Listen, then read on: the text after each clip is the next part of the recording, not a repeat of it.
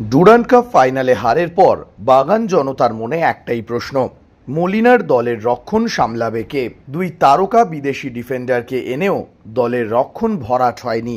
আনোয়ার আলী চলে যাওয়ার পর থেকেই মোহনবাগান রক্ষণের ভরাডুবি চোখে পড়েছে। দলে ভারতীয় ডিফেন্ডারের অভাব ছিলই। চলতি ডুরান্ড কাপে 3 ম্যাচে 7 গোল হজম করেছে বাগান রক্ষণ। এই অবস্থায় যে নামটা সবচেয়ে বেশি আলোচনায় উঠে আসছিল সেটা হলো প্রীতম কোটাল, মোহনবাগানের ঘরের ছেলে। গত কয়েকদিন ধরেই তাকে নিয়ে জল্পনা চলছে। দল গঠনের সময় থেকেই প্রীতমকে দলে নেওয়ার ব্যাপারে যথেষ্ট আশাবাদী ছিল মোহনবাগান ম্যানেজমেন্ট। তাকে দলে নেওয়ার জন্য একাধিক অপশন খুঁজছিল মোহনবাগান টিম ম্যানেজমেন্ট, যদিও সেগুলো দ্বিতীয় বা তৃতীয় পছন্দ। কারণ শুরু থেকেই মোহনবাগানের প্রথম পছন্দ ছিল প্রীতম কোটাল। অন্যদিকে কেরালা ব্লাস্টার্সের প্রয়োজন ছিল একজন মাঝ মাঠের ভালো ফুটবলার, যেখানে শোনা যায় দীপক টাংরি বা অভিষেক সূর্যবংশীকে পেতে আগ্রহী ছিল কেরালা। পরবর্তীতে কেরালার মাঝ মাঠে আর ফুটবলারের প্রয়োজন নেই মনে হলে প্রীতম কোটালের ডিলটা থমকে যায়। এই পরিস্থিতিতে প্রীতম কোটালের সঙ্গে কথাবার্তা কখনোই বন্ধ করেনি বাগান ম্যানেজমেন্ট। প্রাথমিকভাবে প্রীতম কোটালকে ছাড়তে রাজি ছিল না কেরালা ব্লাস্টার্স, কিন্তু পরবর্তীকালে তার বাবার শারীরিক অসুস্থতার জন্য তিনি পরিবারের কাছাকাছি থাকতে চাইছিলেন। পাশাপাশি মোহনবাগানের প্রতি তার একটা আলাদা টান রয়েছে। প্রীতম কোটাল কেরালা ব্লাস্টার্সের পরিকল্পনাতে থাকলেও বাগান কোচ হোসে মলিনাও কিন্তু দলে চাইছিলেন প্রীতমকে।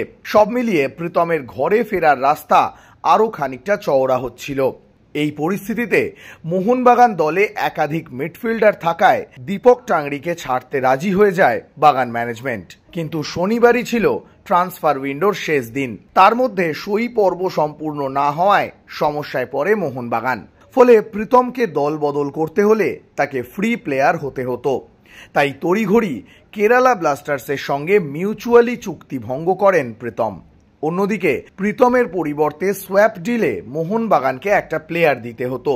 তাই দীপক টাংরির সঙ্গেও মিউচুয়ালি সম্পর্ক ছিন্ন করে বাগান ম্যানেজমেন্ট। ডুরান্ড কাপের শেষ দুটি ম্যাচে মাঠে দেখা যায়নি দীপক টাংরিকে। ফলে বলাই যায় কোচ হোসে মলিনা তার পরিকল্পনায় রাখতে চাইছেন না দীপক টাংরিকে। তাই তাকে রিলিজ দিতেও খুব একটা সমস্যা হয়নি মোহনবাগানের। আর তাই সোয়াপ ডিলের মাধ্যমেই প্রীতম কোটালকে ঘরে তুলতে চলেছে মোহনবাগান। মাঝে প্রীতম কোটালের বিকল্প হিসেবে বেশ কিছু নাম শোনা গেলেও বাগান ম্যানেজমেন্ট কিন্তু প্রীতমকে দলে নেওয়ার রাস্তা থেকে কখনোই সরে আসেনি। একেবারে শেষ মুহূর্তের কিছু কথাবার্তা চলছে।